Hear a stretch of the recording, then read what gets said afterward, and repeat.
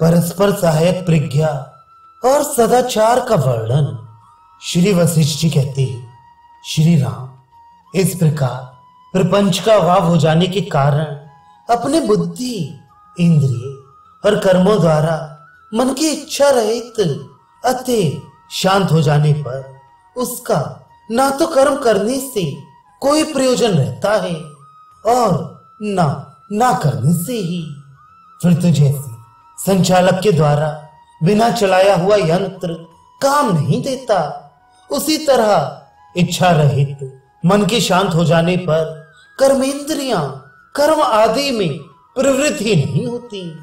वह इंद्रियों द्वारा विषय ग्रहण एवं मन द्वारा विषयानुसंधान रूप पदार्थों से समाकुल ये जगत विचार के अंतर्गत विद्यमान है। ठीक उसी तरह जैसे स्पंदन वायु के भीतर ही होता है, शुद्ध सर्वात्म विचार जिस प्रकार कर्मानुसार भोग के लिए प्रकट होता है, तदनुरूपी वह दिशा, काल तथा वाह्य एवं आंतर पदार्थ के रूप में विस्तृत रूप से शोभित होता है।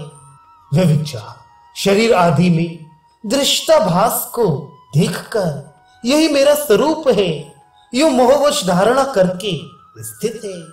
उसको अपना रूप जहां जैसे और जिस प्रकार का प्रतीत होता है वह वैसा ही हो जाता है। वह सर्वात्मा जहां जिस प्रकार आविर्भूत होता है वहां वैसे ही तत्काल स्थिर हो जाता है और उसे अपना ही स्वरूप मानकर सुशोभित होता है। सर्वात्मकता के कारण दृष्टा में दृश्यत्व का आरोप होता है। वह दृश्यत्व दृष्टा की उपस्थिति में ही संभव है, अन्यथा दृष्टा भी वास्तविक नहीं है। अतः प्रत्यक्ष ही कारण रहित अद्वितीय ब्रह्म रूप से सिद्ध हुआ स्थित है।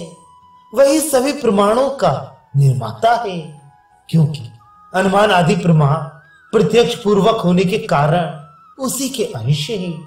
साधु स्वभाव राम अपने कर्म मात्र को दैव प्रारब्ध मानकर उसकी उपासना करने वाला इंद्रिय जय पुरुष उस दैव शब्दार्थ अर्थात प्रारब्ध को दूर हटाकर अपने पुरुषार्थ द्वारा उस परम पद को अपने भीतर ही प्राप्त करता है।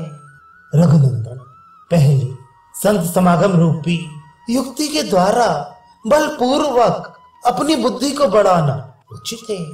तत्पश्चात महापुरुषों के लक्षणों के अनुकरण से अपने में महापुरुषता लानी चाहिए। इस जगत में जो पुरुष जिस जिस गुण से विशेष रूप से संपन्न है वह उसी गुण के द्वारा विशिष्ट समझा जाता है।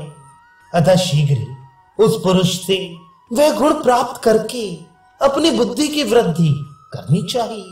जैसे कमल से सरोवर और सरोवर से कमल परस्पर उन्नति लाभ करते हैं, उसी तरह ज्ञान से शमादि गुण और शमादि गुणों से ज्ञान ये परस्पर वृद्धिगत होते रहते हैं। सत्पुरुषों के सदाचरण से ज्ञान की और ज्ञान से सत्पुरुषों के आचरण की वृद्धि होती है।